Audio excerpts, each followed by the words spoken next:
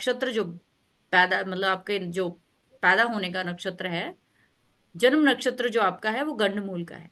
वो अपने आप में ही एक दोष है, अच्छा, अपने आप में ही एक दोष है। रेबो रेवती नक्षत्र यस, ना, वो अपने वो हाँ यही होगा, यही होगा।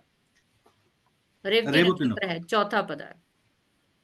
ठीक है। हाँ, तो वो वो चार्ट आज ही का, मैंने मालूम किया। आपके चार्ट का प्रॉमिस क्या बोलता है कि जब मेरी दशा आएगी ना, यानी बुध की दशा आएगी, तो मैं सब कुछ छीन लूंगा। अच्छा। ठीक है। तो इसी करके आपके इस दशा में फिनेंस से जुड़ी हुई दिक्कतें बनी रहेंगी। राइट। दूसरी प्रॉब्लम यह है आपकी कि जैसे मैंने एक बहुत गंभीर मुद्दा सभी को समझाया है पिछले कोर्सेज में, कि भाई तुम्हारे प्रोफेशन के लिए पांचवा घर जहर है तुम्हारे लिए।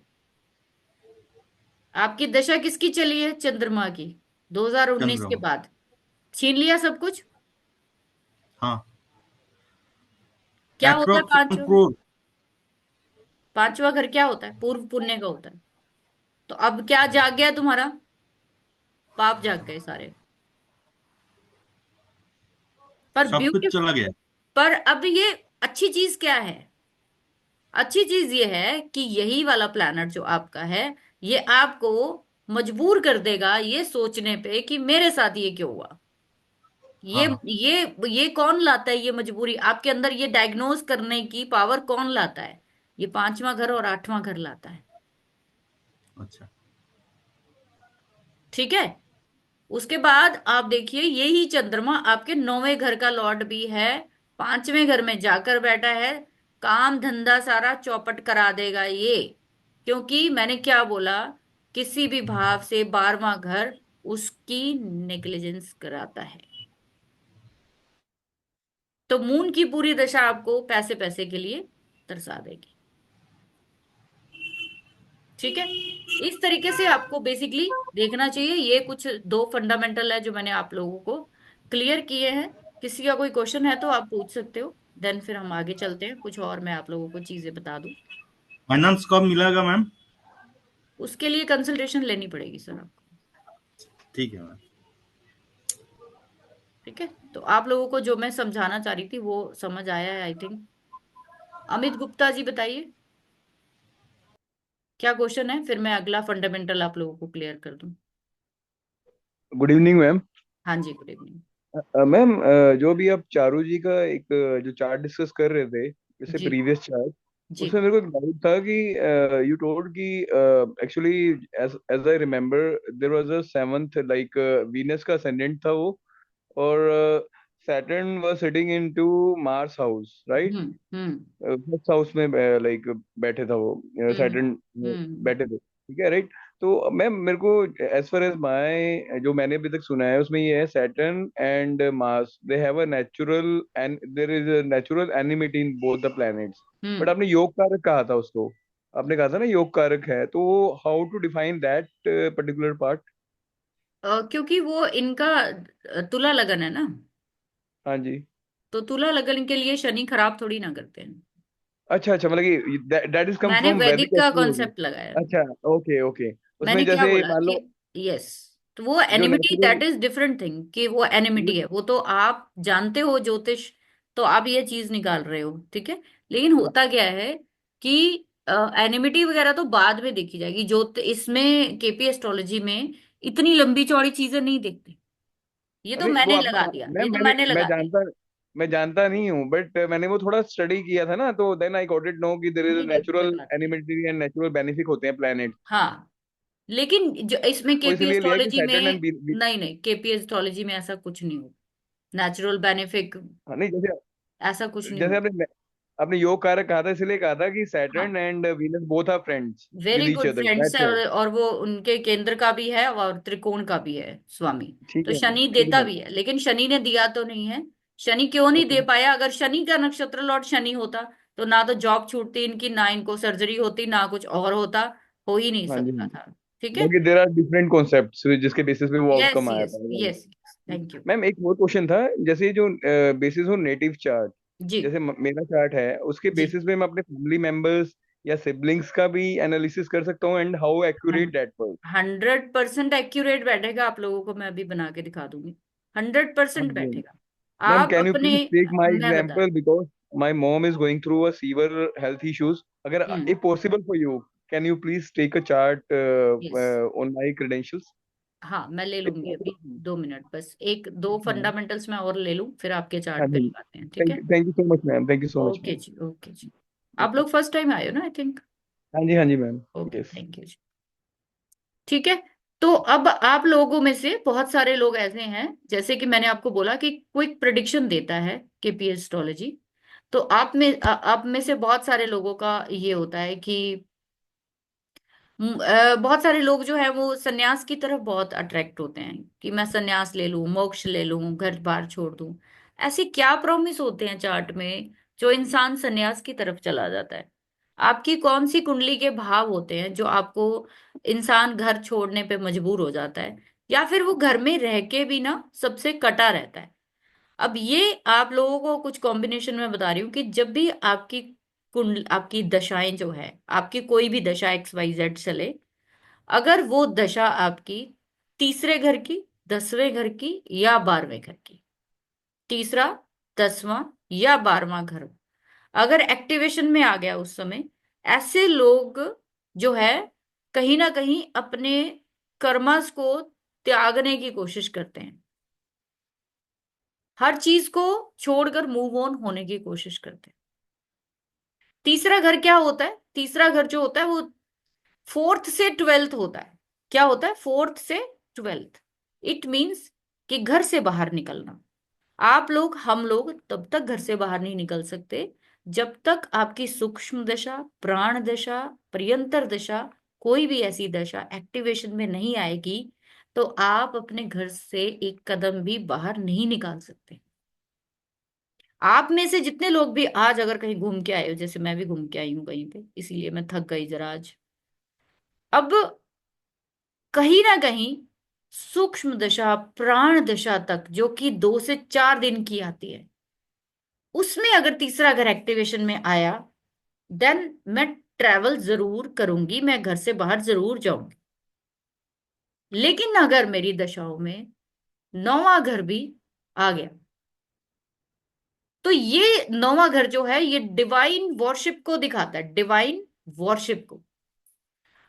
अब आप घर से बाहर तो जाओगे, लेकिन किसी न किसी ऐसे तपस्या या कोई ऐसी कार्मिक इन्फ्लुएंस की वजह से, कोई ऐसी पुराने मॉरल्स की वजह से, जिसको आपको जानना है, जिसको आपको सीखना है, राइट? अब 10वां घर क्यों लिया गया? 10वां घर जो है केपी ज्योतिष में कहते हैं कि ये आपकी जीवन की जितनी भी कार्मिक साधना है, आपने जो भी कर रखी है पिछले जन्मों में, जितनी भी कर रखी है, उन सभी को दिखाता है। आपका कर्म स्थान है। आपकी जीवन में जितनी भी आप उपलब्धियां करने की कोशिश करते हो, उसको ये घर दिखाता है कि आप ये एक्शन करोगे तो आपको ये मिलेगा। तो आप जब तीसरे और 9वें घर से जुड़ी हुई कोई एक्शन करते हो, तो 10वां घर भी बीच में अगर इन्वॉल्व हो गया, तो भाई आप जो है किसी ना किसी एक्टिविटी में ऐसे में चले जाओगे कि आपको घर में मन लगना बंद हो जाए। इसके बाद 12वां घर क्यों लिया गया? 3, 9, 10, 12, ये 4 घरों को बताया गया संन्यास के लिए, मोक्ष के लिए। बहुत सारे लोग आपसे पूछते रहेंगे, मोक्ष चाहिए, मोक्ष चाहिए। भाई दशाएं एक्टिवेशन में आएंगी, 3, 9, 10 और 12 घर के साथ जुड़ गई, तो बंदा गया। आप पूछोगे वो घर से बाहर ही है, समझ लो। वो आपसे सवाल ही घर से बाहर कर रहा है वो। 12वां घर क्यों लिया गया है? क्योंकि मोक्ष के लिए, साधना के लिए, वर्शिप के लिए, और दूसरों की सर्विस के लिए, दूसरों की भलाई के लिए, दूसरों की चैरिटी के लिए, ये 12वां घर है। ठीक है। तो जब जब ये चीजें आएंगी, तो आपको ये लेकर जाएंगी बाहर की तरफ। किस बाहर की तरफ? कि आपको अब काम तो करना है, लेकिन दुनियादारी वाला नहीं करना। अब आपको लोगों की भलाई के लिए काम करना है। जब भी आपका 12वां घर एक्टिवेशन में होता है, इसीलिए हम लोग कहते हैं चैरिटी करिए, लोगों की सेवा करिए, आप हॉस्पिटल में डोनेशन शुरू करिए, ओल्ड एज होम में जाइए, आप लोगों की भलाई के लिए कोई ना कोई ऐसी सुविधा अरेंज करिए, जाके सेवा करिए, दैट्स ओके। छठा घर जो है वो क्या होता है, रोग ऋण शत्रु का होता है। मैं कहती हूं हर भाव से सातवां घर जो होता है वो उसकी मुक्ति का होता है। क्या होता है, उसकी मुक्ति का होता है। छठे घर में रोग लगता है तो 12वें घर में आप हॉस्पिटल में जाते हो रोग मुक्ति के लिए। ठीक है, इस करके आपको 12वें घर की चीजों में इन्वॉल्वमेंट के लिए कहा जाता है कि भाई आप 12वें घर एक्टिवेशन में हैं, या तो हॉस्पिटल जाइए या जेल जाइए, या कोई लिटिगेशन आएगी, या फिर आप मोक्ष की तरफ चले जाओ। आप ये दीन दुनिया की झंझट जो है ना ये छोड़ दो, फालतू की जो चिंताएं पाल रखी हैं वो छोड़ दो। बहुत सारे लोग आप में से, आपके नोन जो है, वो लोग फंस जाते हैं क्रिमिनल चीजों में। सीधा सीधा हाउसेस के साथ इंटरप्रेट किया गया है केपी ज्योतिष में कि ऐसे कौन से भाव हैं जो बताते हैं कि ये आपके टाइम जो है वो आपकी सजा का समय शुरू हो गया है, आपकी सजा का समय शुरू हो गया है। अब इसको आप पॉजिटिव भी ले सकते हो, आप इसको नेगेटिव भी ले सकते हो। पॉजिटिव क्या है कि जो तो लॉयर है, जो तो डॉक्टर्स हैं, जो तो अपना जो भी इन चीजों के साथ जुड़े हुए हैं, 6 8 12 के साथ जो काम कर रहे हैं इनके, उनके लिए तो ये चीजें पैसा देंगी। लेकिन अगर किसी का नेगेटिवली एक्टिवेट हुआ, प्लैनेट एक्टिवेट हुए, तो वो उसको कहाँ पहुंचाएगा। जैसे मान लीजिए कि आपके 10th हाउस का सब लॉर्ड, 10th हाउस का सब लॉर्ड, यानी कि 10th हाउस का नक्षत्र लॉर्ड का भी उप नक्षत्र लॉर्ड जो है वो होगा, अगर वो कहीं पे 6 8 और 12 हाउसेस को लेकर बैठा है, तो जब भी इस नक्षत्र उप नक्षत्र स्वामी की दशाएं आएंगी, उस समय आपको ऐसी ऐसी अनसर्टेन कंडीशन से निकलना पड़ेगा कि वो आपके लिए बहुत ज्यादा पेनफुल रहने वाली। तो वो आपको क्या लेकर जाएगी, वो आपको क्रिमिनल्स के बीच में लेकर जाएगी। वो आपसे कोई ना कोई चालान करा देगी, आपसे कोई ना कोई, आपका हो सकता है कि कोई जैसे कहते हैं ना रेड पड़ गई, टैक्सेशन का कोई मामला निकल आया, आपके खिलाफ नोटिस आ गया कोर्ट का, बिना मतलब से। ये इस समय पर होगा।